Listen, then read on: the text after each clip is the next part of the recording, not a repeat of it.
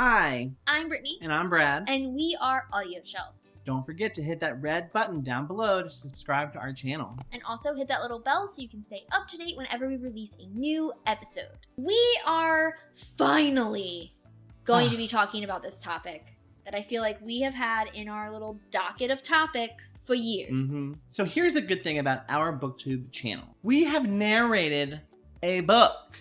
Yes, we have. We're audiobook narrators. Use that a little liberally. Yes. Well, you have done more books than I have. Done one more. I have narrated 2 books. That's it. But the book we're going to be talking about today is Left Hanging by Cindy Dorminy. Yes. On Audible. Yes, and we're not reviewing it because we're not going to review ourselves because that's torture, and we don't want to torture ourselves today. Yes, and we've read the comments. Yeah, we have. So we played lovers. Lovers? In this book.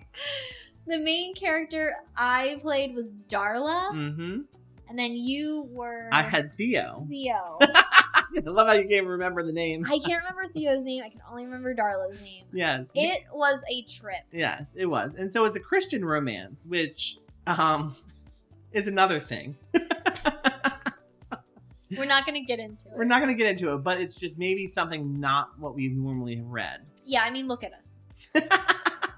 We're like a Bravo network TV show. Yeah, except not rich and not fancy. But yeah, so this book is about a man and a woman who meet when they were younger. Yes. And have a one-night hot, sexy stand.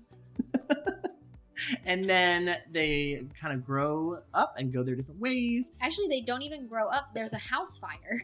Oh, what? That separates them. I don't remember that part. They had like one night. They don't even know each other's names because they gave each other fake names. Now I do remember that part. Yeah, it's all coming back to me. It's all coming back. It's all coming back to me now. Anyway, there was a house fire. They got separated, not knowing each other's names. Darla was with Embryo. Oh, yes. At that point.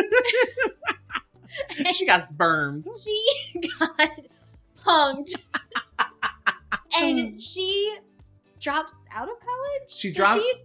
I can't remember if she stays in college or not. No, she becomes a nurse, right? Yeah. No. No, she's a nurse assistant.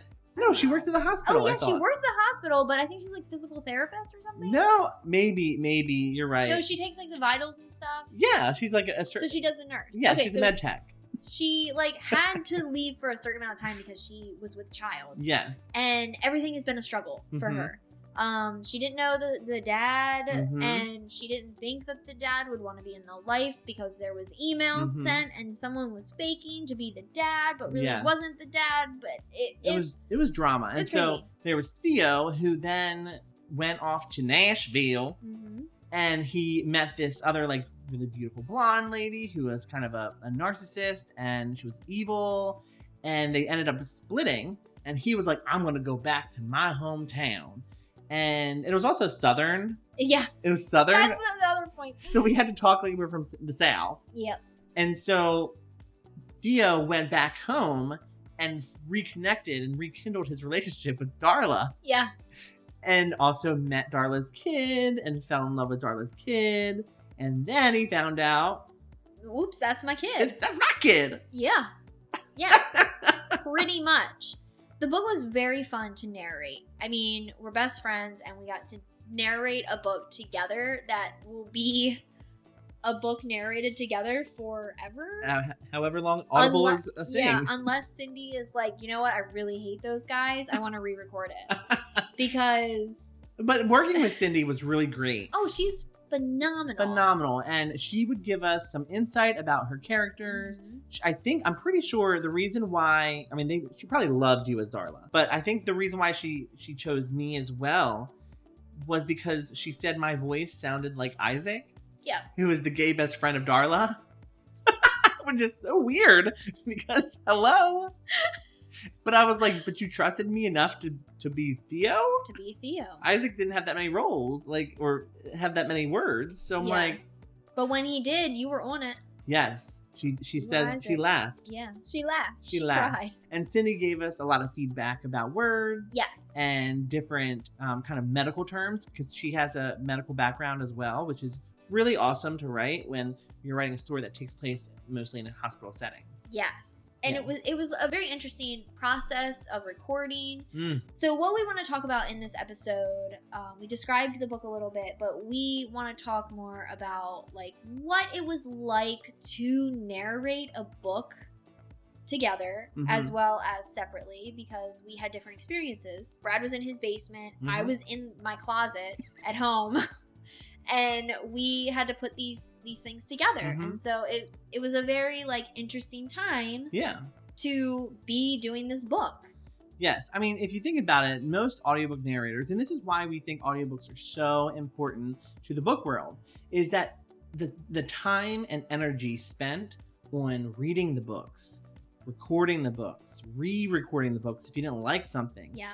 It takes so long. And people are just like in casual conversation, oh, I turned that book up to 2.0 just to get through the physical copy. And I'm like, well, that's great because I also read along and listen to the audiobook, but you're not enjoying the narration. You're not enjoying the time spent that these people are working to produce a good story for you. Yes. And it was such an amazing process to actually be a part of, and something that as a reviewer of an audiobook, now you're in the hot seat. Yeah. You're doing it and you're seeing all the struggles that it takes, all the mouth noises that you have to stop doing and train your mind to not do, and all the outside external noises that we could not control. Yes. And so as a narrator, there's so many things that we learned and so many things we would probably take away from that experience as a reviewer. Yeah. It was actually one of the best things that we could have done for our reviewing career was putting ourselves into the process that a narrator has to go through, because it really made us respect what a narrator's job is and made us value it a little bit more. Because before, when we were at the start of doing AudioShelf, we were doing a lot of like production notes. Yeah. And we were like really being like, we could hear the pages turning in this. We didn't like that. We could hear creaking a little bit. We could hear the narrator breathe. It was a lot of like very nitpicky things. Pronunciations. Yeah.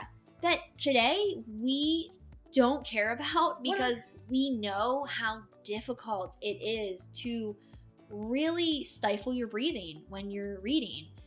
Getting pronunciations, getting feedback on those pronunciations, and having to re-record. Yeah. Hearing pages rustling. Who gives an F? Who gives an F? Like, it doesn't really matter. So it really helped us evolve as reviewers because we knew what we put into the audiobook that we narrated. Yeah. And what we would want reviewers to take away from it, which was not how hard we took in a breath at one point. We want them to note how much emotion we put into a character. Exactly. The acting, the voice acting. Yes. And the collaboration for us was it was obviously, I think we knew going into it that it was going to be easy for us to work together on that level, but it was awesome to get that feedback from you. And at times I will say that there was a lot of my insecurities were building up.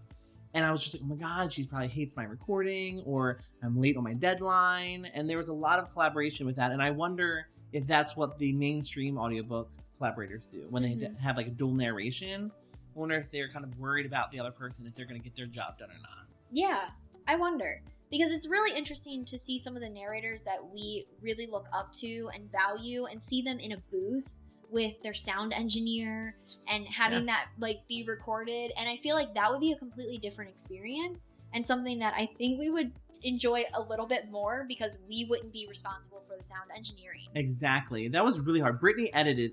I will tell you, all I did was I recorded in a microphone in my basement. Brittany edited all of it. I would send her my copy or my versions or my recordings and clips and give them to her, and she would edit it all. And it was amazing. With a product that you hear on Audible, Brittany did. Nerve-wracking. Yes. Nerve-wracking because we heard so many audiobooks that I wanted it to sound like those audiobooks, but it was impossible. We were working in a closet in a basement. Exactly. We didn't have the Caitlin Gehrings of the Audible world. Hi, Caitlin. But we would have loved that piece of the audiobook industry to have that person to come in and say, hey, I'm going to spin this and like edit this and turn your volume up here and get rid of that mouth pop. Yeah. So I think like that was a very valuable lesson for us. And also just getting the chance to go through the process of auditioning as well, because we went through a CX for our auditions, and that was terrifying. It was terrifying. I actually got turned down a lot.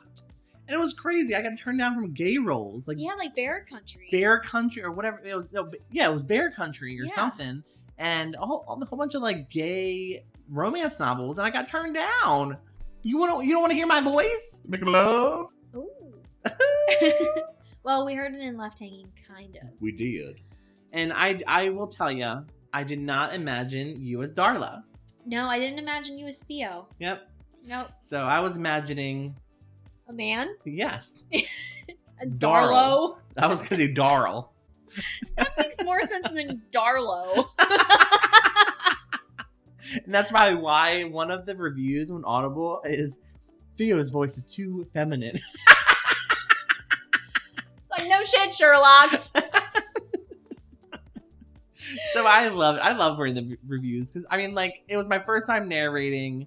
You know, I wasn't expecting it to be some award-winning narration, but it was really fun, and it was an experience that I'll probably remember forever. Mm-hmm. And who knows if we ever go back to it. Yeah. It was a lot of hard work. It was a lot of hard work. Just from doing a book prior to that, it was all on my own. That was a solo narration. I made some mistakes. I would say that I would only do it if we had somebody else like editing everything. That's true. It was hard. It's a lot of time. It's a lot of time. It's a lot of time. It's very time consuming. It's very hard to get into a quiet area and read. Mm-hmm. You really figure out that you're not that great of a reader. Yes. Like, you kind of suck. Like, I was messing up with words. I was like, come on, I know messed that up word. Yes. Like, all the time. I was like, you know that word, Brad. You know that word. Yeah. If you can spell it, you can say it, kind of. And I couldn't say A. What was that plant that I kept messing up? Oh my God. Crepe tree? Yes. Yes, it was a crepe. Crepey myrtle. Crepe myrtle. Crepe myrtle. Crepe myrtle. And I was like, oh, that's a creeped myrtle. And we got the notes back from Cindy, and she was like, it's not creeping. It's not creeping myrtle. It's a crepe myrtle. I was like, oh, okay. So I had to record the whole damn chapter. It was, you really, really figure out what your reading comprehension is. And you're like, man, couldn't my third grade teacher just like hold me back for another year? Just a little bit. Just a tiny bit so that I could learn how to read. Mm-hmm. Man. Oh, man. And you have narrated Bricks. Yes. Which is written by Teresa Marie? Yes. Yes. Very good. Thank you. I read that and I gave it a 4 out of 5 on Goodreads. Why was it only a 4? Because of the story. Oh, okay. Mm-hmm. I think we've reviewed that book, but your narration was perfection. And I actually liked your narration. See, I have not listened to Left Hanging all the way through. I can't. You can't? I can't listen to it. Why? I can't read the reviews. Okay. I can barely look at YouTube comments because it just freaks me out too much. It makes my anxiety just like... YouTube comments? Oh, from our comments. Yeah. Okay. Yeah, so like I can barely like read any sort of comments from things. Yeah, it makes me like too anxious. That's okay. That's okay. Well, you got a lot of positive reviews on Bricks. Bricks gave you like, it was like a 4 out of 5 stars. So, little tidbit on Bricks, if you ever like pick that up, and it's spelled Bryx. X. 2 X's. I actually messed up the main character's voice, like, throughout the entire novel. The male, it's about, it's a supernatural kind of book, and the character is supposed to have a British accent. Oh, yes. But I thought that he plays at the start that he does not have an accent at all, but then he reveals to the main character that he does have an accent. And the main character's like, oh, can you say this? And it's like something with clouds. And so like I had to do like multiple takes of that. Oh, wow.